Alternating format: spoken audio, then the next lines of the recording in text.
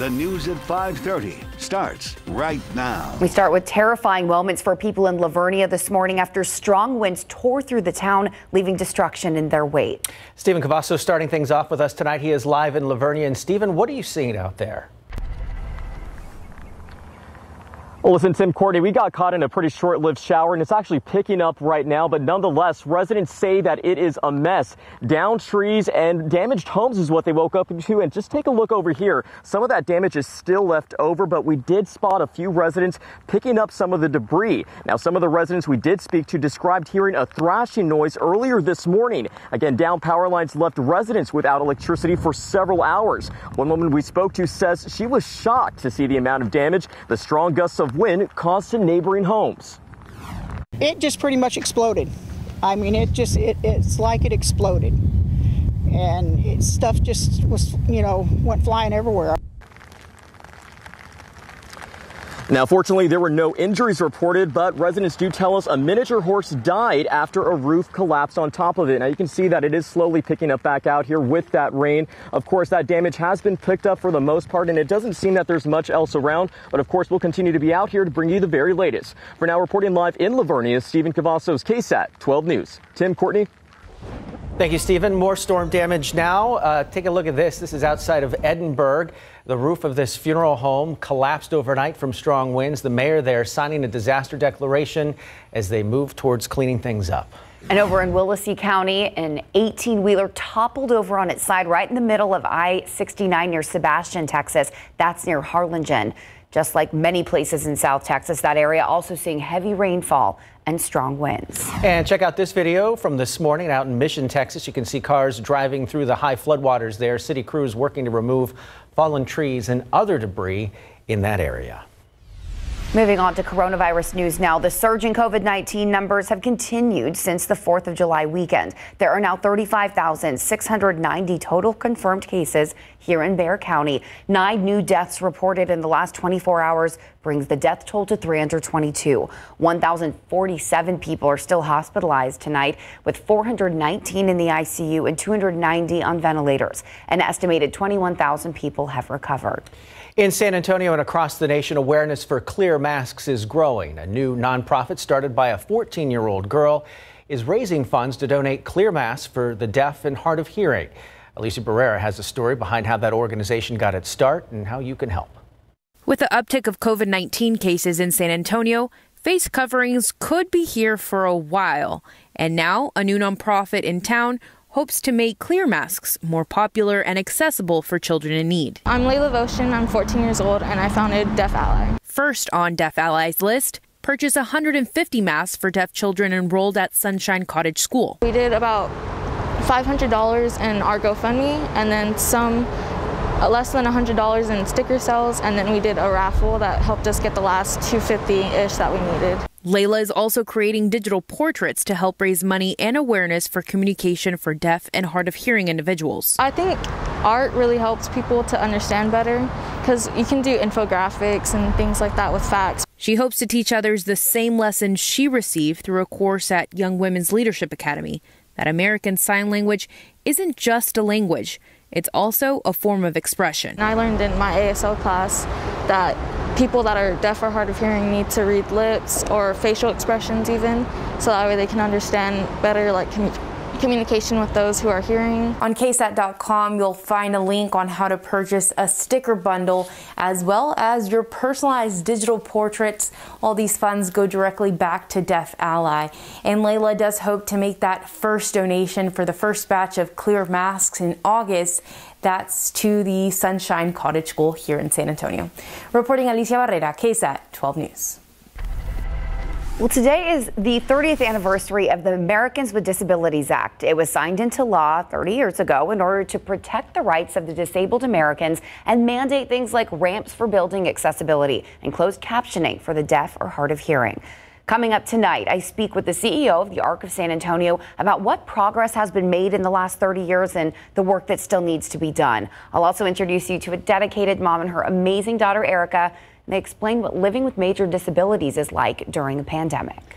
A house fire claiming the lives of two family pets today. That fire breaking out around 1:30 this afternoon on Spring Sunshine over on the northeast side. Neighbors saw smoke coming from that home and called 911. Fire officials say the homeowner had food cooking on the stove when she left for the grocery store. 5 dogs were in the home at the time, but fire crews only able to save 3. The 2 dogs died from smoke inhalation. A protester shot and killed during a march against police violence in Austin last night. The incident was caught on camera. In the video, you can see a car drive into the protesters, and as they start to move, gunshots are heard. Take a look. Everybody back up!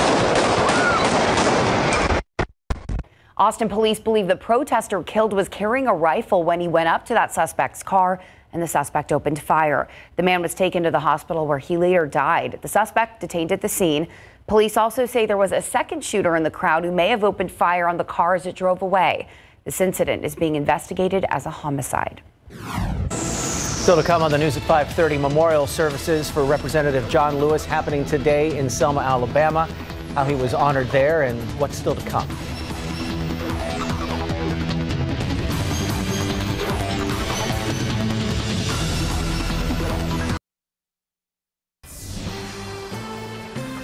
It was a bridge that marked a pivotal moment in Representative John Lewis's life and his political career. And today, Lewis's body was escorted across that bridge to honor the history made throughout the years in Selma, Alabama.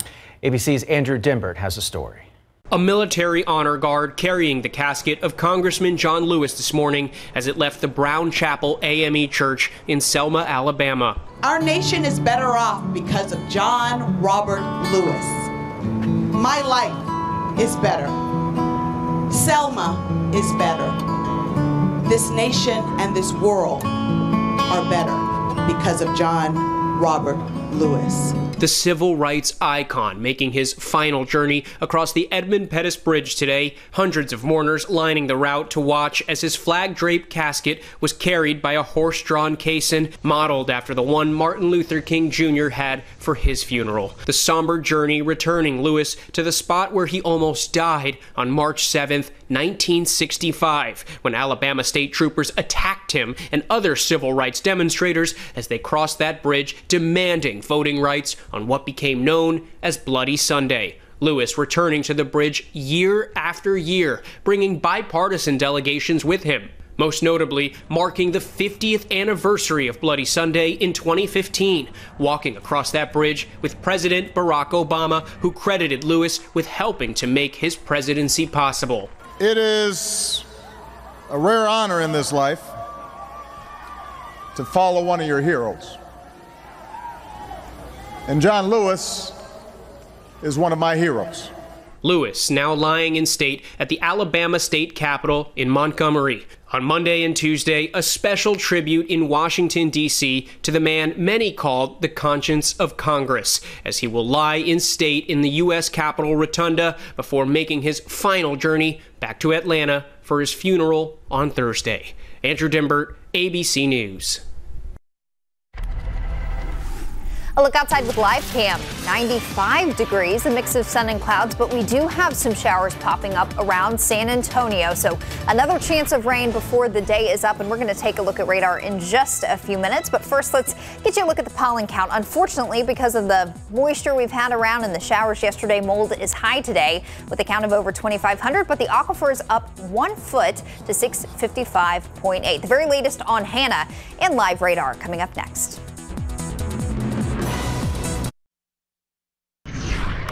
Pleasantly surprised when I woke up this morning and I missed the rain, but I went out and checked the rain gauge and got about a half an inch. And then I went back and looked after we had a few more showers pass and had just under an inch before I left for work today. There you go. You are very lucky. Yeah. Yeah, I was going to say he's one of the lucky ones because there are some people out there that are like, I have not seen anything over the past couple of days. And unfortunately, that has been the nature of the showers that have been moving through, due in part to now tropical depression Hannah. I do want to give you an update on this tropical system. Still formally a tropical depression at this hour, but continued rapid weakening is expected.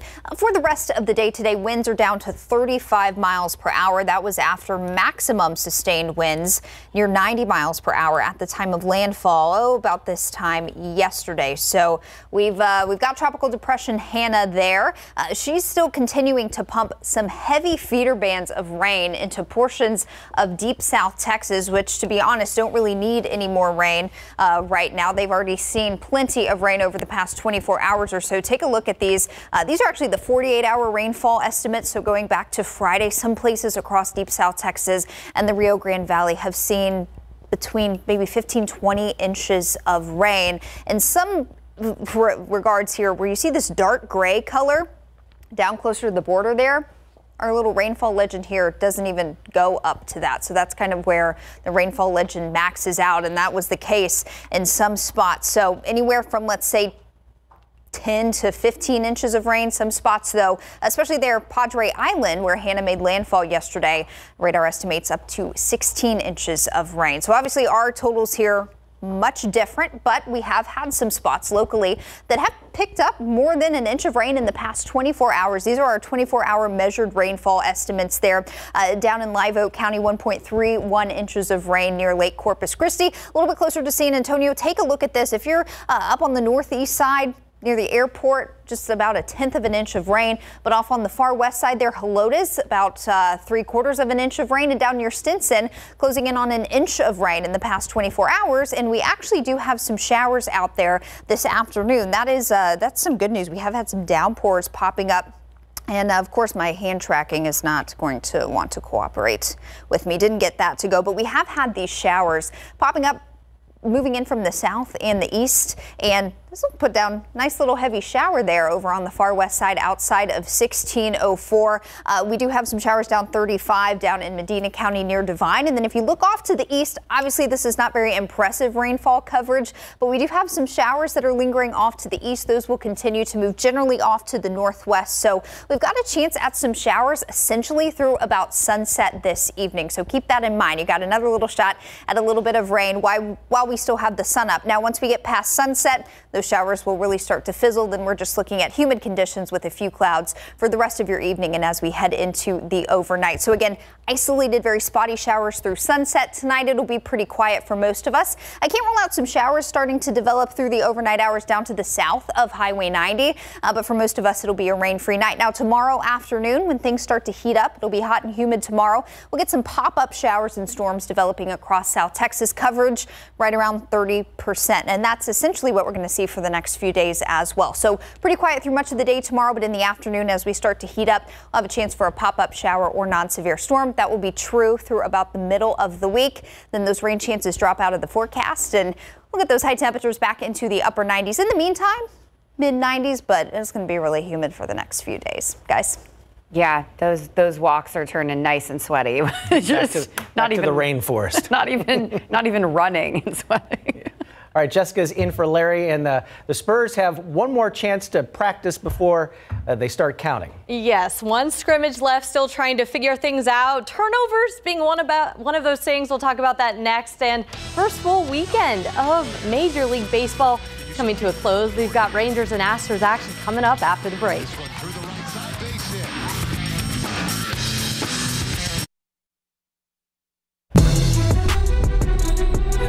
119 points, including 6 players in double figures, would not be enough for the Spurs to topple the Brooklyn Nets in Saturday's 124-119 loss in what was their second scrimmage game, and unfortunately second loss. However, the team has been trying to find their rhythm and experimenting with a different and more useful starting lineup.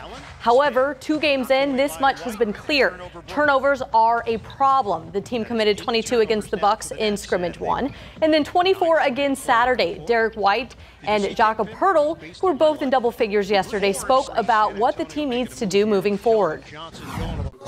Continuing to improve, and I feel like a big problem these first 2 games is the turnovers, leading to a lot of fast break points. We had a lot of fouls today, so just continue to improve, get better. Yeah, like I said, the turnovers, playing together, especially when we got a lot of ball handlers out there with that starting lineup, trying to play off each other, using the space better, stuff like that. San Antonio has their final scrimmage before their season resumes Friday. They play the Indiana Pacers on Tuesday at 3 p.m. Rubber match today between the Rangers and the Rockies over at Globe Life Field. Two-time Cy Young winner Corey Kluber getting the start on the mound, his first for Colorado. He'd leave after just one inning due to shoulder tightness. Bottom of the second, no score. Joey Gallo up.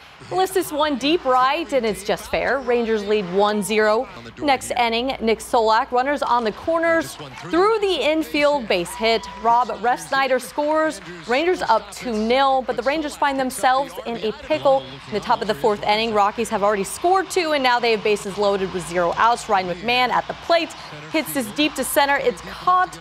Charlie Blackmon will score, and runners attempt to advance to the next base. They're almost caught at both second and then at first, but they get back in time. Rangers won't allow another run this inning, but they trail 3-2, and they wouldn't score again. Rockies take the series 5-2. Astros are going for the sweep against the Mariners, but they find themselves down 4-1, bottom of the fourth. Bases loaded. Yuli Gurriel takes advantage, lines the ball into left, plates Altuve. Now, same inning, Stros have notched another run, trail by 1. Maldonado hits this down the third baseline. Fair ball, Bregman and Yuli score, and Astros up 5-4. 4 runs this inning for them, but the top of the 8th would be disastrous as the Mariners get 3 back. Sheedlong, a hard-hit grounder into the outfield, will bring in the tying run. After the inning, they'd go up 7-5 and hold on to win the game 7-6. Houston Astros pitcher Justin Verlander will miss the rest of the season with an elbow injury in a report according to the Houston Chronicle. The Cy Young winner last season, Verlander won the team's home opener against the Mariners, allowing 2 runs on 3 hits and 6 innings of work. Pro football coverage powered by Davis Law Firm. Training camps are set to open Tuesday for the NFL, with the exception of the Kansas City Chiefs and the Houston Texans, who began on Saturday ahead of their September 10th kickoff game. Camp will begin with COVID-19 testing and online meetings, followed by physicals and equipment sizing. And then August 3rd through the 11th serving as acclimatization period, with workouts capped at 60 minutes for both in the weight room and on the field for conditioning work. These groups are also limited to 15 players at a time. The 4 days afterwards of practice ramp up to August 17th, when padded practices can begin through September 6th. Regular season practices beginning on September 7th. It's move-in day for the 24 NHL teams scheduled to enter the bubble Sunday. Edmonton serving as the base for Western Conference teams, and Toronto as the hub for Eastern Conference teams. Exhibition games start Tuesday, with best-of-5 qualifying beginning Saturday, as well as the seeding round for the top teams in each conference. The final 4 teams will all be in Edmonton for the last 2 rounds of the playoffs. San Antonio FC opened up the resumed USL season with a 1-0 win at home against RGVFC. SAFC scored the only goal in the match in the 65th minute after Christian Pirano fed Gonzalo Di Renzo, whose ball bounces off of goalkeeper Paul Blanchet's legs back into the net. With the win, SAFC jumps to the top of the Group D standings with a 2-0-1 record. Here's head coach Alan Marcina after the win. RGV is a very, very good team. We were relentless in our preparation. RGP put a fight for 90-plus minutes. Hats off to them. We did a good job managing the game. And to get 3 points at home is always a good moment.